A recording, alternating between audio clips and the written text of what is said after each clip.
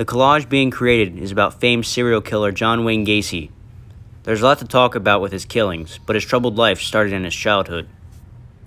Gacy was born in Chicago, Illinois on March 17, 1942. Growing up, Gacy had an abusive, homophobic, and raging alcoholic father who would allegedly attack him and or his siblings with a razor strap when they misbehaved, or even at some points for no apparent reason. He grew up with many health problems, including congenital heart disease, and experienced sudden blackouts. He also began to have faint homosexual thoughts, which he kept secret from his father, who would have shunned upon him for it. As Gacy grew out of his childhood, he seemed to have made it past his tough times.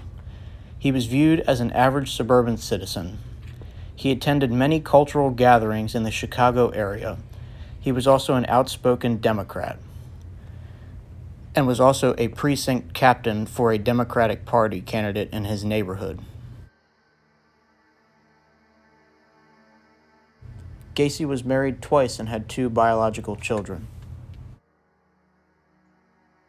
In 1964, at the age of 22, Gacy moved from Chicago to Waterloo, Iowa, where he became the manager of 3 KFC restaurants in the area. Even his father finally approved of his work until he ran into legal trouble. Gacy was accused of the rape and sexual assault of 15-year-old Donald Voorhees, whom Gacy tried to forcefully perform oral sex on while Voorhees was under the influence of alcohol. Gacy claimed that the charges were politically motivated, but after multiple witnesses testified against Gacy, he was sentenced to 10 years imprisonment, which he only served 18 months.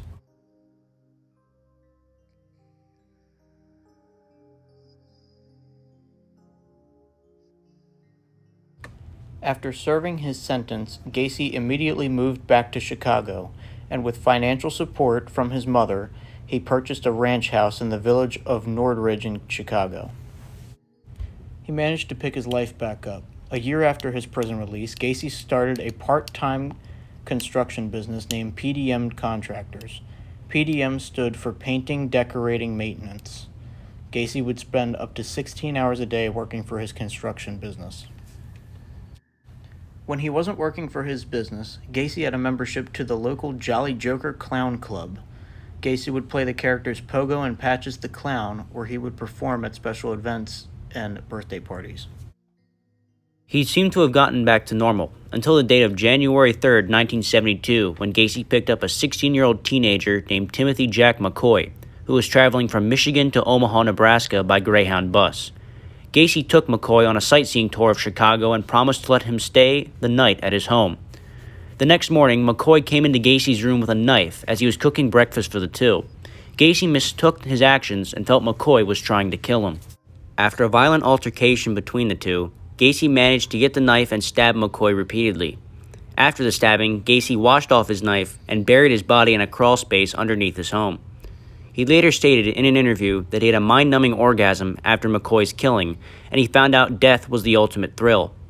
It was the start of one of the deadliest killing sprees in modern U.S. history. For the next over half a decade, Gacy would go on a spree that would kill over 30. Gacy would often lure young men, offering them jobs at his construction business. Sometimes he would find young working men.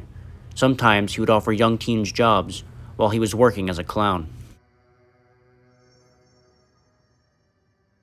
Gacy would take those kids to his home, strangle them, and bury their bodies under his home.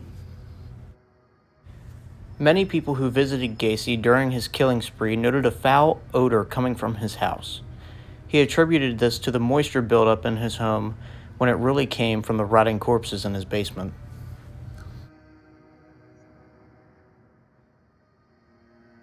His last killing occurred in December of 1978. Gacy met 15-year-old Robert Peist at a drugstore he was working at. Peist told his mom he was meeting with Gacy when Gacy kidnapped Peist and took him to his house, where he sexually assaulted and murdered him. Peist's mom notified the police that Peist met with Gacy, and they were given a warrant to search Gacy's home. In his home, police found Gacy's crawl space, and down in that crawl space, they smelt what was described as absolute filth. In the crawl space were large slabs of concrete, and when these slabs of concrete were broken, investigators found rotting corpses of Gacy's victims. Gacy was subsequently arrested and taken into police custody while investigators recovered all of Gacy's victims.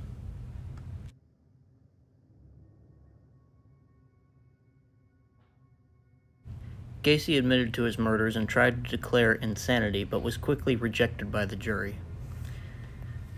He was sentenced to 12 death sentences and 21 natural life sentences.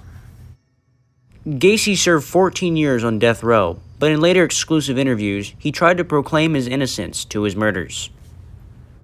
Nonetheless, Gacy was put to death by lethal injection on May 10, 1994 at Crest Hill Correctional Facility in Crest Hill, Illinois.